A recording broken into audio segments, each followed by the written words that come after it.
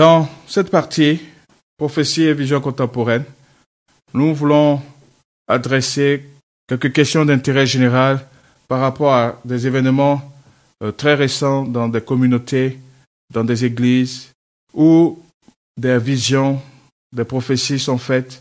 Quelle est l'approche à avoir? Quelle est la lecture biblique à faire?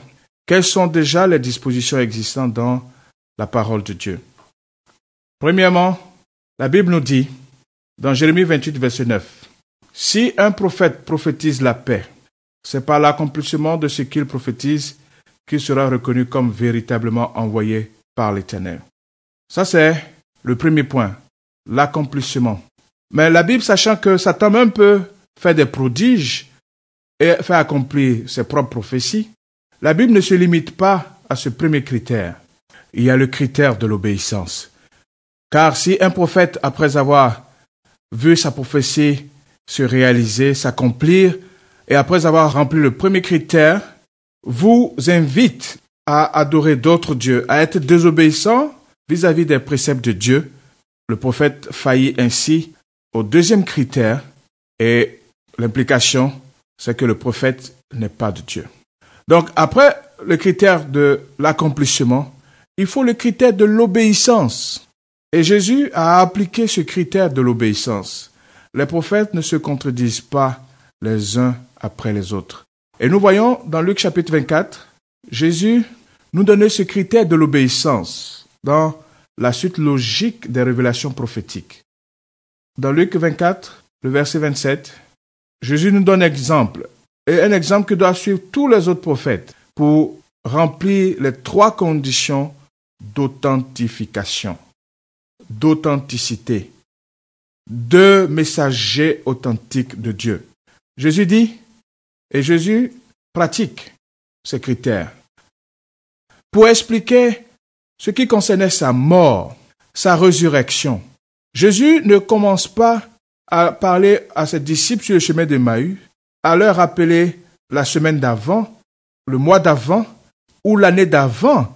Ou bien Jésus ne rappelle pas à ses disciples ses enseignements de la semaine d'avant, du mois d'avant ou de l'année d'avant.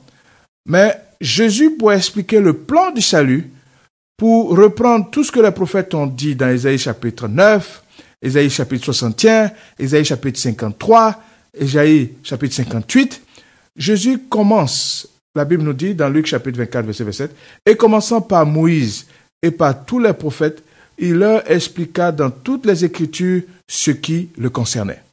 Les prophètes, donc, pour voir qu'ils sont vraiment de Dieu, vous devez sentir cette ligne directive dans leurs enseignements.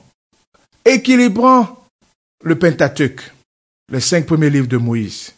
Prenant dans ce texte, les alignant avec les écrits prophétiques, avec les écrits historiques, les écrits poétiques.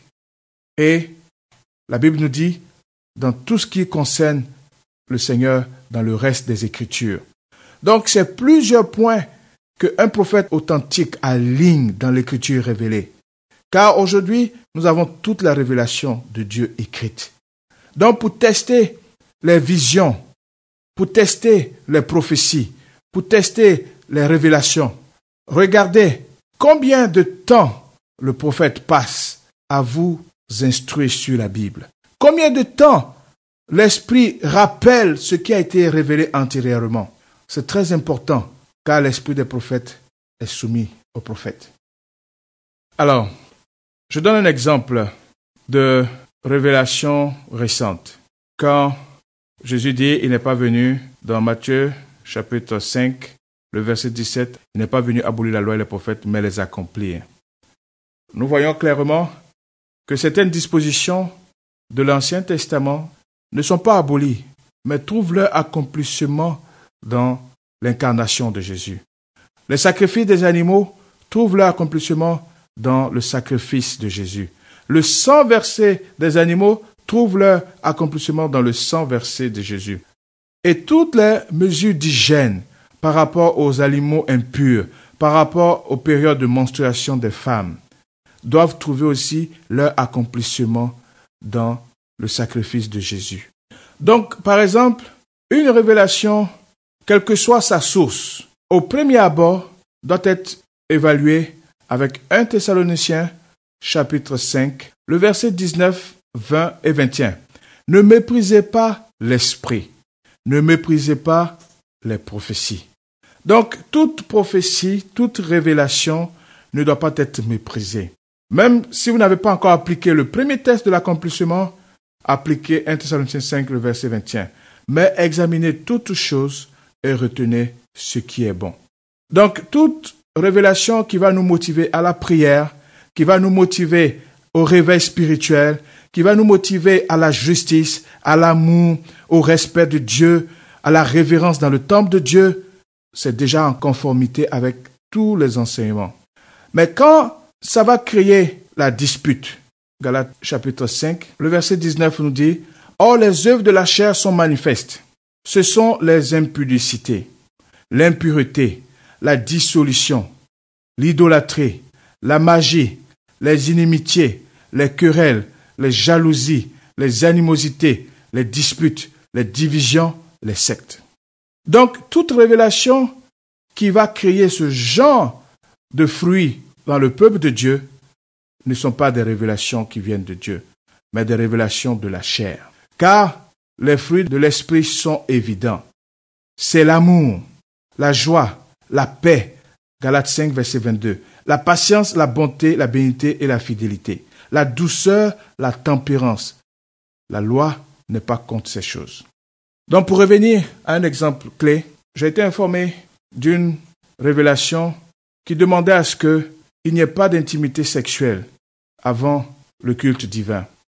La Bible nous dit dans 1 Corinthiens 7, verset 5, « Ne vous privez point l'un de l'autre, si ce n'est d'un commun accord, pour un temps, afin de vaquer à la prière, puis retournez ensemble de peur que Satan ne vous tente par votre incontinence. » Je prends juste ce cas.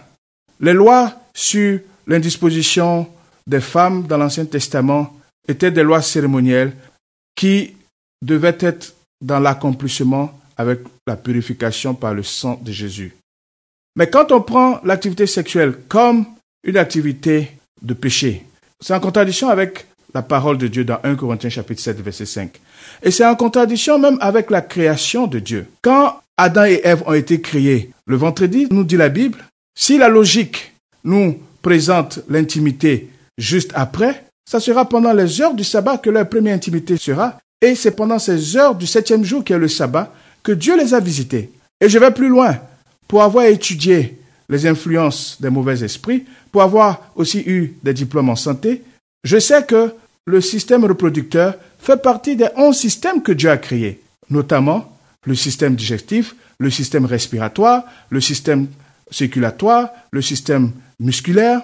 C'est comme si on disait que utiliser le système digestif le sabbat matin est un péché. C'est-à-dire manger, boire de l'eau le sabbat matin, c'est un péché. C'est comme si on utilisait le système urinaire le sabbat matin et c'est un péché. C'est-à-dire aller au besoin le sabbat matin est un péché. Alors pourquoi est-ce que utiliser le système reproducteur ou le système sexuel le sabbat matin serait un péché? Sauf s'il y a un autre enseignement derrière cette recommandation. Et je crains que cet enseignement ne soit pas en conformité avec la méthode du Christ, prenant ce qui est écrit dans les lois de Moïse, ce qu'ont dit les prophètes et tout le reste de l'Écriture. Et Paul applique le même principe dans Actes chapitre 24. Actes chapitre 24, le verset 14. Il dit « Je t'avoue que je sers le Dieu de mes pères, selon la voie qu'ils appellent une secte, croyant tout ce qui est écrit dans la loi et dans les prophètes. » C'est un exemple.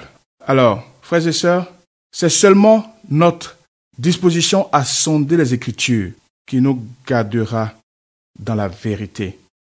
Pas les enseignements d'un pasteur, pas les enseignements d'une prophétesse.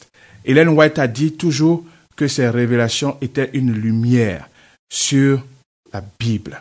Toute révélation, toute vision doit créer dans l'outil de ces visions un amour sans précédent pour sonder les Écritures. Si ce n'est pas le cas, il y a des raisons de voir que ces visions et ces révélations seraient plus de la chair. Mais toute révélation doit être examinée. Et l'enfant de Dieu doit toujours retenir ce qui l'édifie et ce qui l'exhorte. Donc pour conclure sur ce point, si boire de l'eau, si faire ses besoins n'est pas un péché, ne créons pas une loi sur les relations intimes, le sabbat. Ce serait dénaturer le système physiologique que Dieu a créé. Que Dieu vous bénisse.